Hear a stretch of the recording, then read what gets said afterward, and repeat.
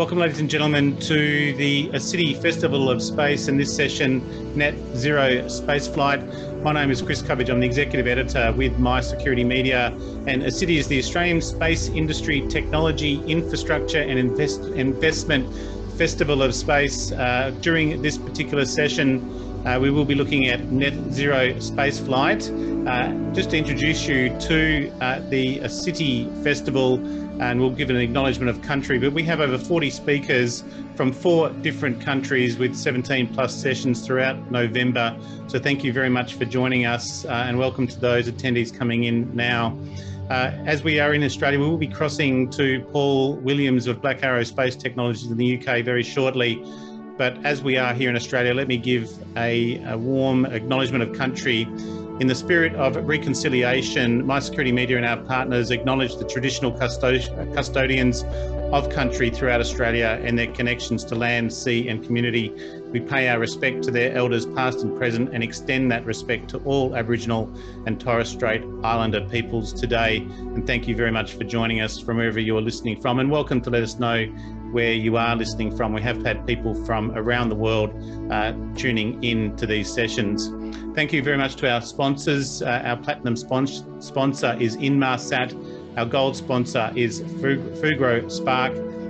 We did have our Women in Space as part of the Global Space Week sponsor with Lockheed Martin Australia, and our official media channel is our spaceanddefence.io channel. I'd like to thank our ACITI Festival of Space speakers and give them all a big thanks. Just having a look at the body of knowledge that they represent and that we will be presenting throughout November and week to week. And also the previous sessions that we have started off with this week are also becoming available on the aciti.space website. So welcome to check them out. If I can welcome our guest and our speaker today, Paul Williams, as I mentioned, founder and CEO with Black Arrow Space Technologies there in the UK. And we have had the pleasure of having Paul join us on our MySec TV channel previously as well. So Paul, if you can come up on screen for me. Right.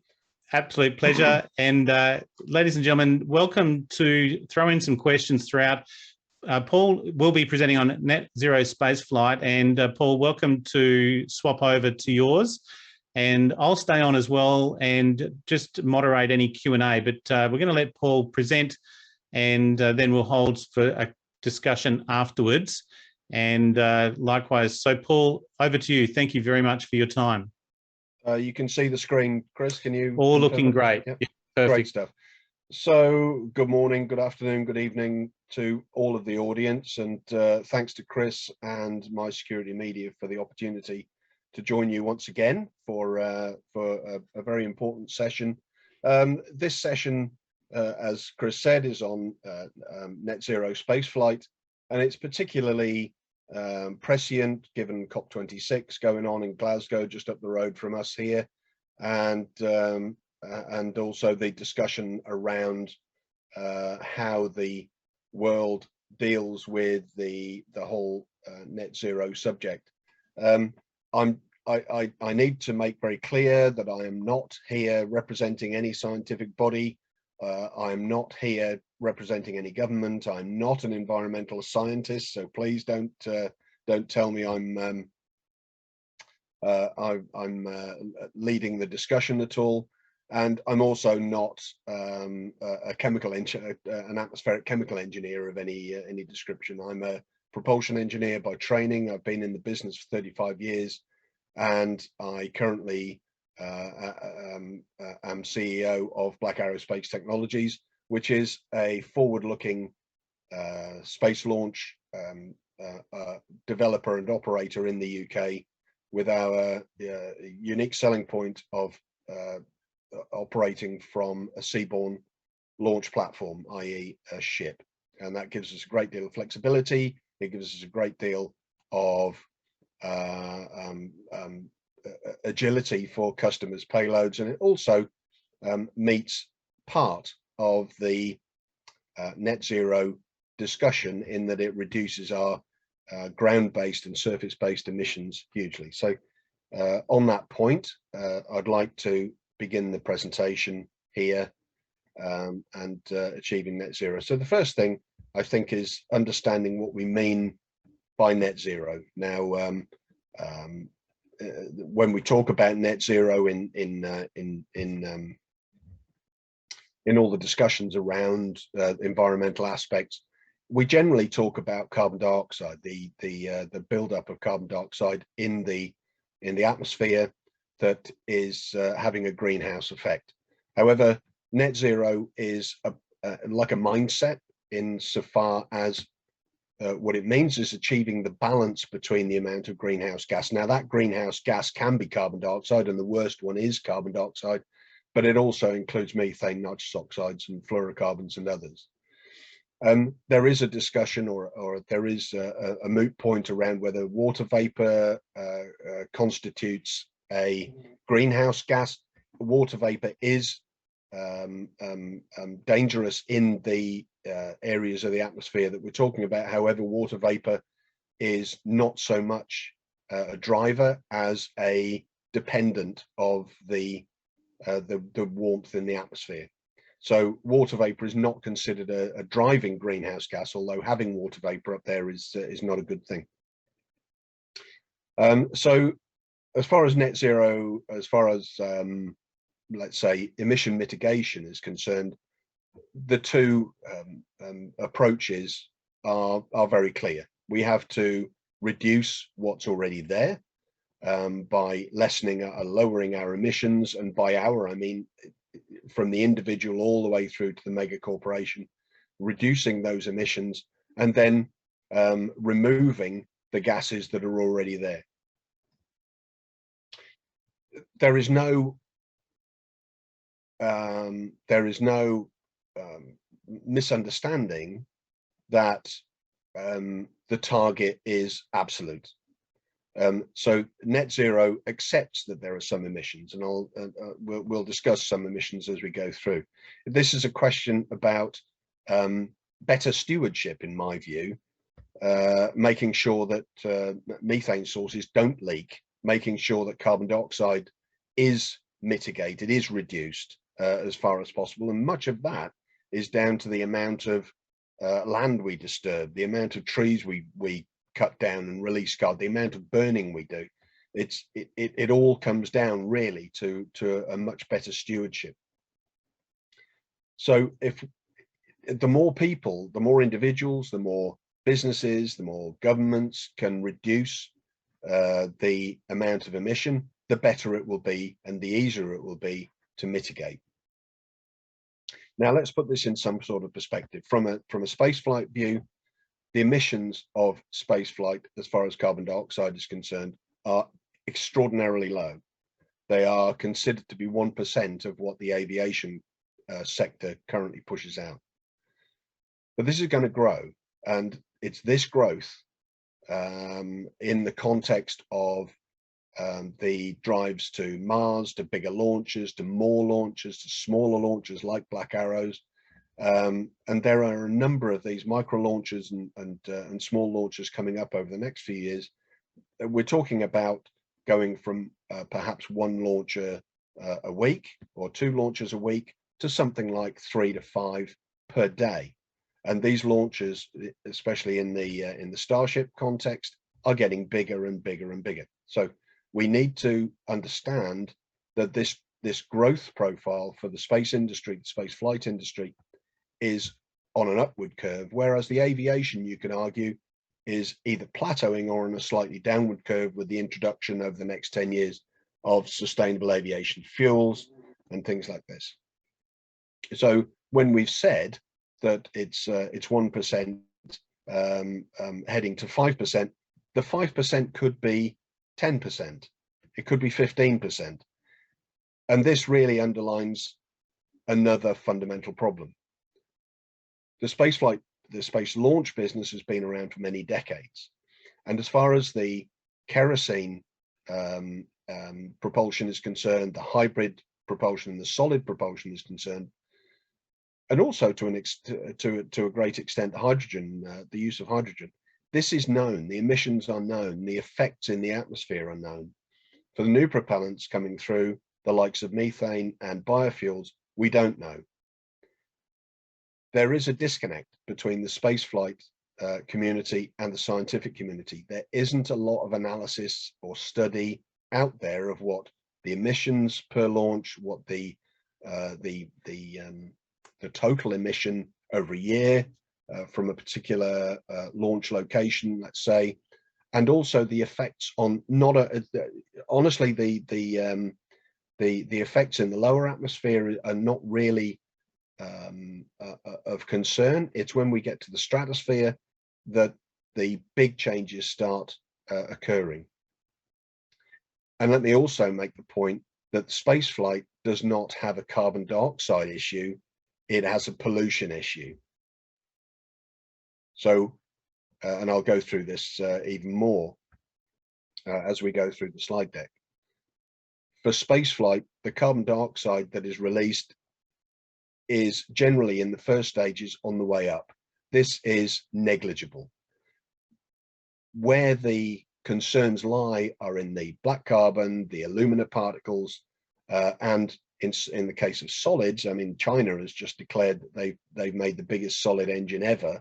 The amount of chlorine released, the amount of alumina released through those engines is phenomenal. They are like candles. It's like Branson's hybrid engines. They are like candles. And if you see a candle in a room, it isn't long before you get the soot all the way up the wall. This is the kind of emission we're talking about. Anyway, let me carry on. So the spaceflight industry, of course, is no different when you look at the ground level. We have metallic structures to make, we have composite structures to make, we have propellants to store and to transport. So there are always going to be areas where emissions are no different to any other manufacturing industry. And there are going to be areas where emissions can arguably not be avoided. So it's important that we stitch into our approach a use of oncoming technologies to offset any emissions that we put into the atmosphere, any ground effects that we make during launches. You've all seen the news about the environmental impact of the larger test facilities at Boca Chica. These are, again, come back to responsible stewardship. Now here, you know, I just go through a number of bullets about the ground surface pollution. We talk about that, of course, and I'll go through all of these in a little while. So in the West, I would say probably 80%, 85%. It's not a very well calculated number, but the majority of launches in the West use the kerosene, the refined kerosene, and that includes SpaceX Falcon 9. And these emit CO2 all the way up. So we're talking about heading for the stratosphere. The Falcon 9 first stage heads into the stratosphere and puts CO2 directly into that area, and that is where the damage is done with CO2. It doesn't come back through the tropopause very easily or very quickly. So any emissions of any description that are put into that area stay there for a while. And that's where the problem comes up with global warming, with the greenhouse effect. You create an umbrella, as it were, so the heat of the planet can't get out, and therefore the planet warms. And now, as I said right at the beginning, I'm not an environmental scientist, so don't beat me up for getting this wrong. But the holding of the heat within the tropopause is the biggest problem for the climate of the planet. It warms the ocean. It draws more carbon dioxide into the ocean as a result. So you get acidifying of the oceans. You get stronger hurricanes because of the energy that's created by the heat. All of these things. So I'm not going to go down that route. That's for David Attenborough to explain. However, so kerosene is the workhorse propellant of the Western nations. In the past, of course, we've used an awful lot of solids, and solid rockets don't generate much CO2. What they do generate is hydrochloric acid and aluminium oxide particles. Now, the acid, of course, we all know about acid rain from the 80s and 90s. This is predominant where emissions include hydrochloric acid at the local level. But as you go up, of course, it creates a much wider plume of this stuff that affects a bigger and bigger area, although in less and less quantity. The rocket engines that we generally connect to China and Russia are using this stuff called unsymmetrical dimethylhydrazine, which is awful. I mean, it's so bad even the Russians are trying to phase it out, but it pollutes the land badly around the launch sites, and it is horrible stuff to use. So the spaceflight industry is moving away from it. I don't want to paint a picture of plateauing at the worst level here. China is absolutely hell-bent on solids, simply because they don't have a great deal of national natural gas resource, and you can't put coal on a rocket, so they tend to go for solids. This should be encouraged out, and I encourage personally the Chinese to find a different way of doing it. There has to be a different way of launching vehicles and platforms, which are fantastic in what they're doing, but there has to be a cleaner and better way of doing it. And I urge them to get to that point. Now, what we haven't mentioned are hybrids, and again, hybrids are very similar in emission to solids. They are similar to just lighting a candle and letting the soot and alumina build up in the part of the atmosphere that you least need it. So, given all that, what can we do? There's a number of stops on this slide, and I realize that it's not as simple as flicking a switch. However, a lot of these technologies exist. The mitigation, the means are already available. There are engines out there. The technologies are known for having cleaner engines, for cleaner burn, for reusable stages, for seaborne stages. You know, I'll do a plug again for Black Arrow. We want to take this to sea because the environmental damage is so much less. There's less noise, less light, and less disruption to protected areas. When we talk about the pollution that the spaceflight industry and the space industry broader, in broad terms, generates, we also need to look at orbital debris. I know many people in the industry are tired of hearing about the orbital debris problem, but believe me, it is a problem, and there are aspects that haven't been dealt with. There's been news articles relatively recently of large pressure vessels and large bits of rocket or rocket stage or subsystems coming back to Earth in an uncontrolled manner. And if you can imagine something like a 50-kilo pressure vessel coming back through the atmosphere in an uncontrolled manner, that can take a wing off an aircraft.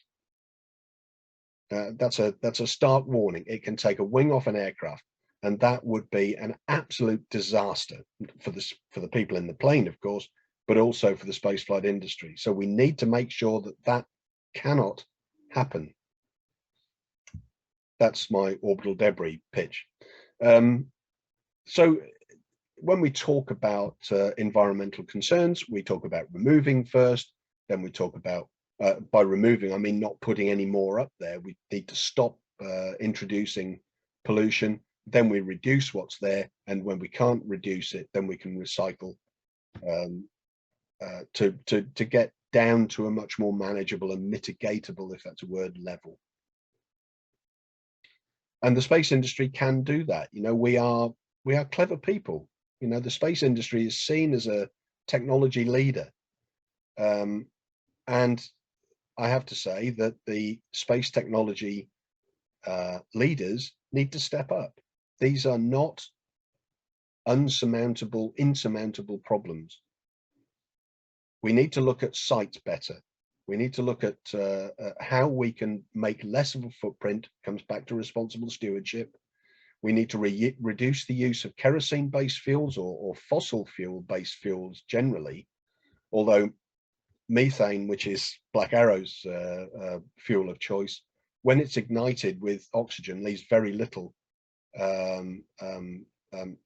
to emit, and the small, or the less emission you can make now, as I said on the second slide, the easier it is to mitigate and to offset and to make a difference. Reusability policies, of course, cut down manufacturing waste. Debris mitigation, of course, we've just been through that. Don't get me started on that again. And we need to adopt these offset policies. The technologies are not there yet in the main, but as I've said, we are clever people. We can bring these technologies on stream, and if there's a communal push, then that will add a certain amount of pressure to the technologies to develop quicker. All of this, of course, will take time, but as I've said, these decisions, some of these technologies are available now, and they just need developing through to commercial levels, but these decisions need to be taken now. And they can be made now, and you know, as we've seen in COP26, the decisions are made now as long as they're followed through. A word about Black Arrow. So I'm talking to you now as founder and CEO of Black Arrow Space Technologies. Right from the offset, Black Arrow has taken the position to be, if all comes to pass, we want to be the world's first net zero spaceflight launch provider. That may or may not happen, but it's our aim to be the first. If we're not the first, we will be a net zero provider, and we do that by using a methane propulsion, as we've said, engines already available. We already know how they work, and we know the emissions that we get from ground level modeling. We're using composite structures, which of course cuts down on mined material and wastage and power that goes into processing those mined materials. We're using brownfield land, or in the case of the seaborne launch site, we use recycled container ships on which to put our launch site. Reusable stages, of course, we've spoken about, and the seaborne platforms I've just mentioned. We also have a plan, and we know these processes exist, and we know where they exist and who does them, that carbon recycling technologies can be used to create biopropellants, biomethane, and we can use carbon recycling technologies to create carbon nanotubes, which then go into creating more composite building blocks for our own structures. So I like to say that we can build and launch rockets from air. It's not absolutely true, but you see where I'm going with it. Now, what we can also do, and I would urge again every other business to do this, is take an environmental approach to your operation. Assist the rebuilding of the environment where you can, protect where you can, and in that way will ensure that the whole environmental construct is around for future generations, and that creates a sustainable industry. It's not all about money, it's all about sustainability. As a footnote, I just wanted to advise or give you some information about where the emissions are currently coming from. I've mentioned China. They've gone away from, or they're going away from their polluting hypergolics and kerolox, but they are sticking with the solids, and we need to try to find alternative solutions to those solids to give China and the rest of the world what is needed to get their orbital infrastructure going. Russia, I think, is also heading down what I've called the methalox, methane and liquid oxygen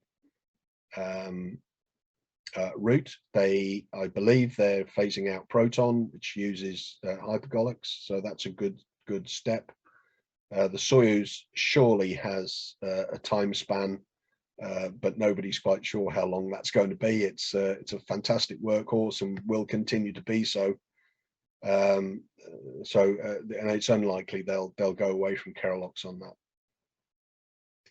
The US have kerolox moving to methalox, and they've also got hydrogen engines, hydrolox and solids in their stable.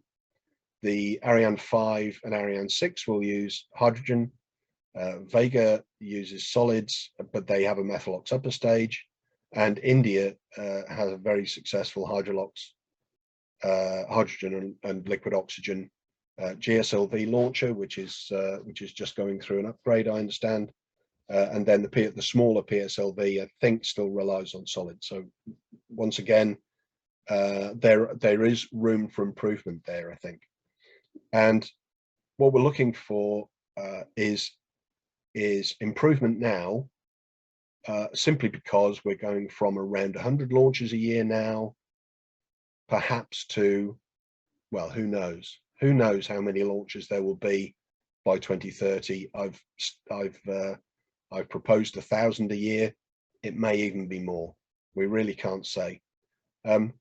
So thank you for listening. What I'm trying to do here is not wag a finger, is not say you must. What I'm trying to do is to invigorate a discussion, a dialogue around how spaceflight can be cleaner, be more responsible, and be a leader in the environmental technology field. Great. Thanks, Paul. And keep that slide up if you can. Is it potentially a supply issue for China, for them to be so different and not to be going with methalox? They seem to be standing out on their own there. Is it a potential sovereign supply? So China has a massive ambition for orbital infrastructure. You know, they're talking about large space stations. They're talking about going to Mars and maybe beyond. You know, they need a lot of power in their rocket launchers. And if anybody's tuning in from China, welcome. It's good to have you involved in the dialogue, because you are part of the spaceflight community after all. So I think the lack of local and regional natural gas does play into that, Chris. Yes, I do. I think if there was plentiful supply of natural gas within the Chinese area of influence, then they would move towards methalox engines. Yeah. The other one, I'm glad you did bring up the debris issue and moves beyond just emissions. Did you have a look at sort of what the space sector representation might have at COP26? Firstly, it's good to see. I'm really pleased it's on our program as the festival. I mentioned how many sessions that we've got. So at least we've, touching on net zero and the environmental impact of what appears to be a rapidly increasing space sector footprint or activity, as you say. And I think it's might as well get it right early. And if you have a look at how much debris, the space industry hasn't really been getting it right for the last sort of 50 years, given the amount of debris and the change in thinking. So have you seen much discussion there at COP26 from space, do you think, or even some of the bigger players? So what I would say, and this gives me a bit of an unusual opportunity to push other challenges to Black Arrow in the UK context. There are two other companies. One is a company called Orbex, and one is a company called Skyrora, both based in Scotland. Both are promoting environmental options as far as their propulsion is concerned. Skyrora say they can get 40% reduction in emission through the use of what they're calling ecosene, which is like an environmentally sourced kerosene. Quite how that works with the emissions of black carbon and alumina into the upper atmosphere, I don't know. But the other company is Orbex, who are using biofuels with LOX, very similar to what Black Arrow intends to do. But of course, their biofuel is going to be an ambient rather than cryogenic. They're using propane or biopropane. So there is a push in the UK, and this is the underlying message that yes, we're a nascent sector. Yes, we're a nascent launch building nation, but we're trying to get it right from the outset. We've taken that nascency, that birth position to try and make a difference, and the differences can be made. You know, we need to congratulate really and recognize everybody and everything that has gone on before the UK re-entered the launch market. But certainly three companies don't intend to keep going as it has done over the last 60, 70 years. There are others, of course, who insist on using less environmentally responsible fuels. And on that, what do you think the business case is for them? Is the fuel cheaper? Yes. Okay. The other one, the flip side of that is from an investor's viewpoint. Are you finding investors are asking these questions on, you know, your environmental impact? Because it might not be there today, but, you know, say COP26, we don't know what some of the outcomes will be out of this, and then to have sudden legislative or tax obligations put on companies because they're not environmentally or going towards net zero. From an investor's viewpoint, they need to be looking towards that future. I think change will come not through taxation in the first instance. It'll be done through peer pressure. It'll be done through other companies demonstrating how it can be done cleaner. And yes, investors are climbing in. But this is also across the board. It comes back to the removal of orbital debris or the mitigation of orbital debris.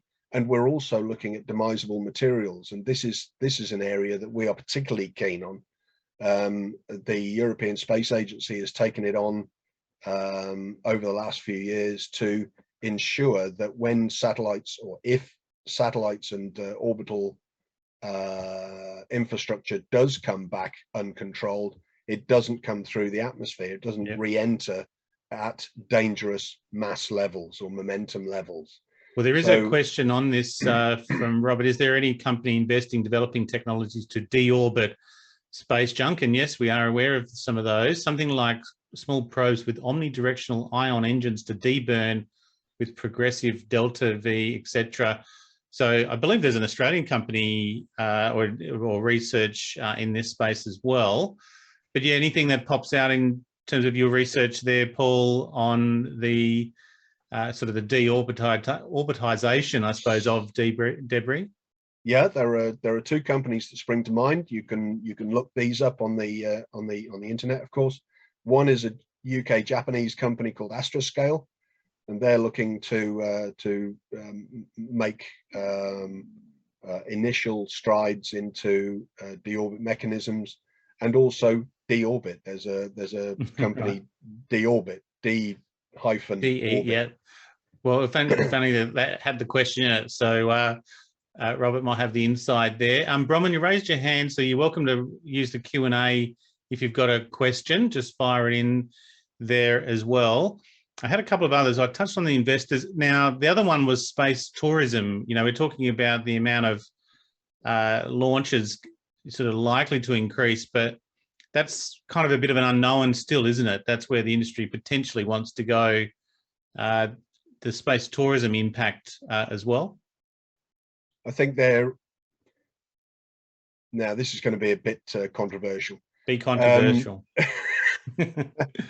I don't believe the space tourism sector is going to be as big as many make out. Yeah. Space tourism is expensive for sure, and it is dangerous.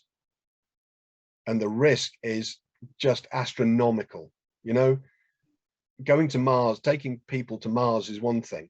Taking them to the edge of space and then bringing them back for leisure is entirely another. It takes one failure and that's it. Yeah. That's done. So more the reusable space planes was that in my mind. You talked about aviation and the impact. It's not so much the rockets in terms of that model that they're using, but more the reusable space planes could be slightly different in terms of that regard. Let's just stick on space tourism for a second. A lot of the analysis that's done through various groupings and individuals like to pull the comparison of kilograms of CO2 per passenger between aviation and spaceflight. Now, when aviation are flying, you know, tens of millions of people around the planet in a year, and spaceflight have put 10 people, you know, then of course your kilos of CO2 per passenger go, no pun intended, but they're astronomical. And this, again, this is really diverting the question. What we should be looking at is the amount of CO2 or the amount of particles or the amount of acids that are released per launch, regardless of how many passengers are on board. And this really underlines what I mean about the impact of space tourism. I think until Elon Musk gets his thousands of people on a starship and on their way to Mars, then the per capita kilos of CO2 emitted really doesn't come into play. Yeah, there must be an opportunity there, though, to reduce that impact. You know, a commercial opportunity.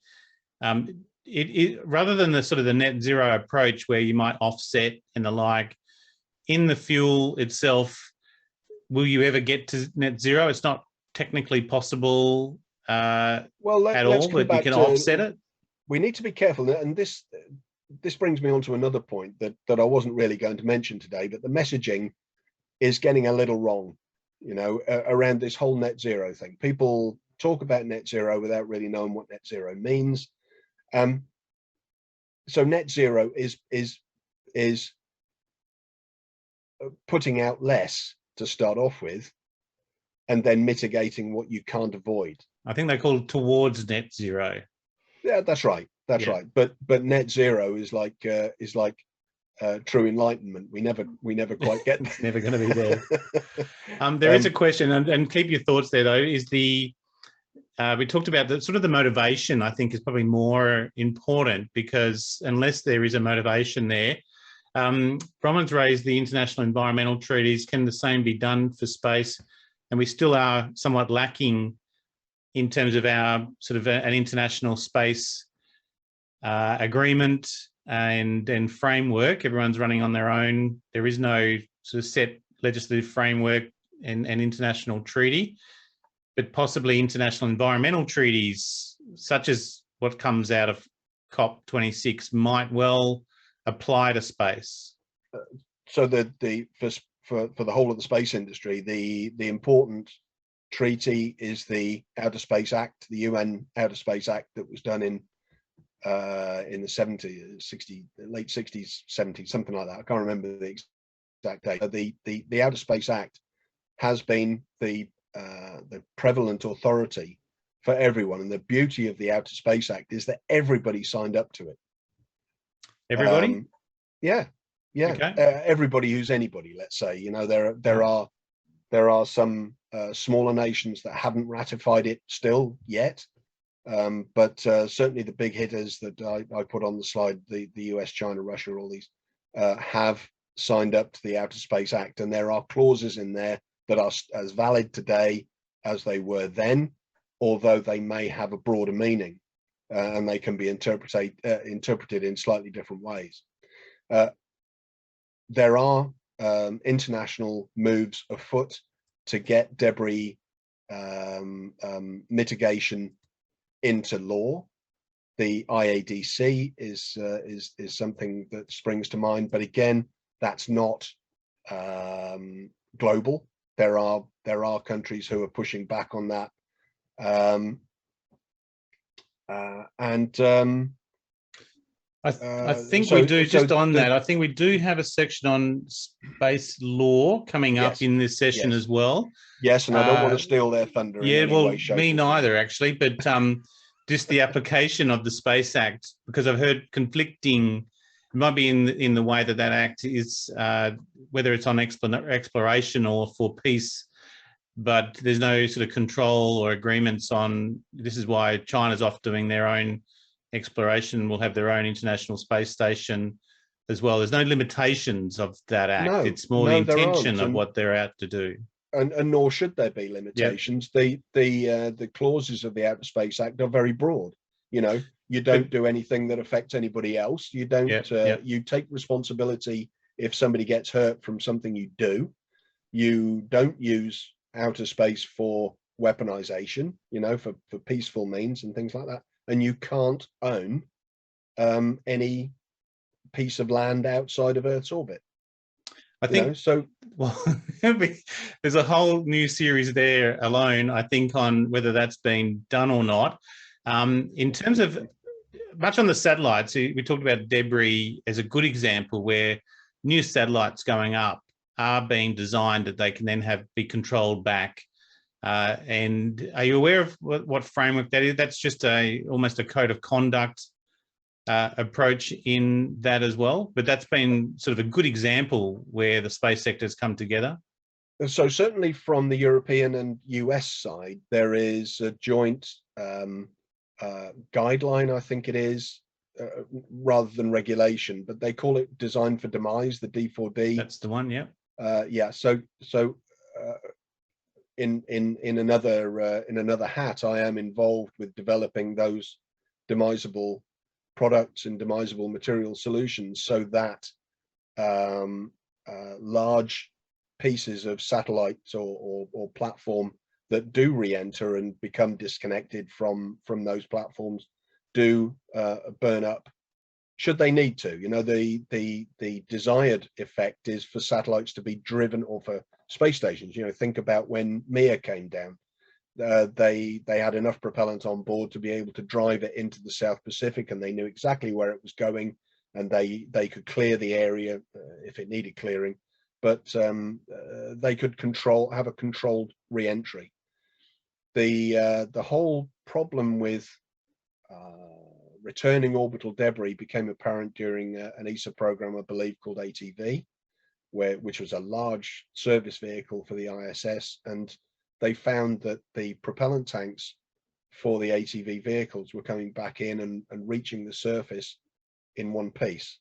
And I think that scared sufficiently enough people to, in authority. I don't think it scared any fishermen on the ground, but it certainly scared sufficient people in authority to make these D4D moves. Yeah, and they continue, and ESA are making, I can't answer for NASA and the US, but certainly for ESA, we're making huge strides in characterizing those large products and components that need to be optimized in design and material, so that the returning debris field becomes much safer for the public. And I keep coming back to something going through an aircraft or affecting an aircraft's flight. Yeah, we're going to stop making the problem worse, because it's. Yeah, well, absolutely, that's the first step.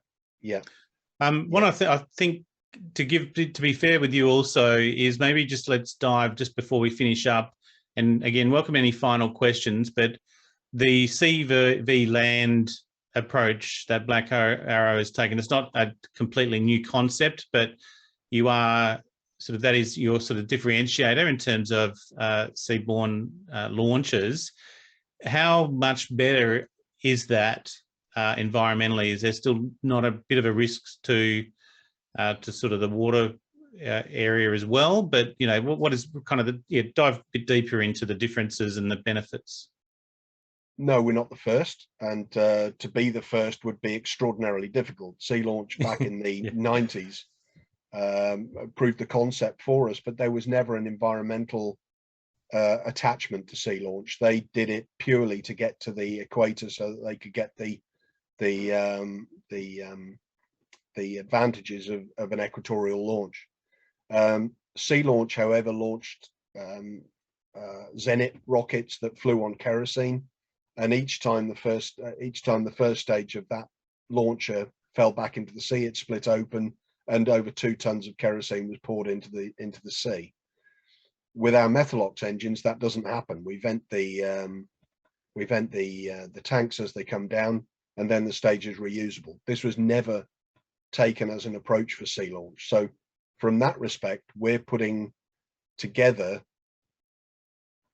almost a SpaceX Falcon 1 with Sea Launch, if you get that that connection. And by taking that approach, of course, the environmental benefits inherent in having a seaborne site away from land, away from population. We don't fly over anybody, we don't fly any close to anyone, we don't fly over critical national infrastructure, and the air corridors can be adjusted to suit our flight times, or our flight times can be adjusted to suit the modifications of the air corridors. And from those respects, we cut down on all of the impact on land-based spaceports and all of the problems that are inherent in that, in flying over other islands or wind farms or oil and gas fields. So we can stay well away from that. But it also, and this is really a doff of a hat to the UK licensing regulators. The Department of Transport and the CAA have put together a set of licensing regulations that allow us to use British Overseas Territories areas within that license, and it gives us a much more global aspect than Sea Launch ever had. We could be coming to a port near you. Well, that's the idea. I think it is that portability, as you say. Yeah. Well, look, there's no further questions here, and look, I found it fascinating. Paul, will you make those slides available? You're not obligated to, but I didn't see too much sensitivities in there.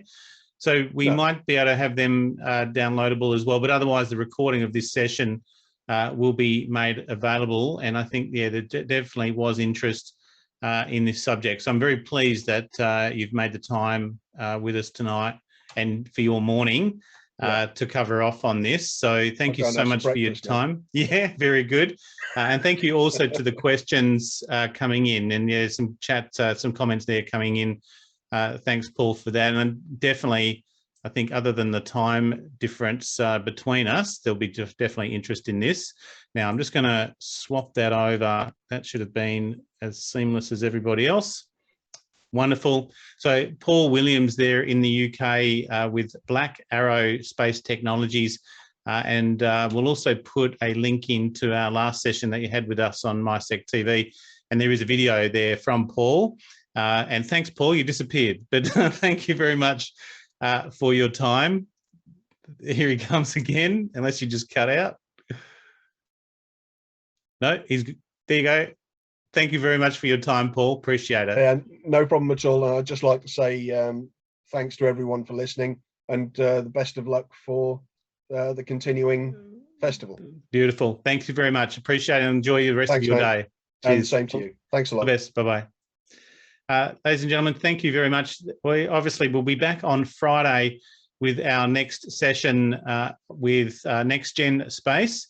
So you can stay tuned on that, and I'll close this session off, but let's just have a quick look at the next session. This is on Friday. This is 12 o'clock Australian Eastern Standard Daylight Saving Time. We've got Marta Vibra, the Senior Lecturer, ANU in Space Mission Specialist. Now, this is an ANU dedicated session in many respects as well, and I've just lost that. Oops, there we go. So Marta Vibra, Dr. Cassandra Steer and Dr. Francis Bennett, with the moderator Catherine Ball there, all from the Australian National University. So that one will be great. And that's going to be 12 o'clock Sydney Standard Time. So thank you. Enjoy the rest of your evening, wherever you may be listening from, and hopefully we'll see you back on Friday. Thank you.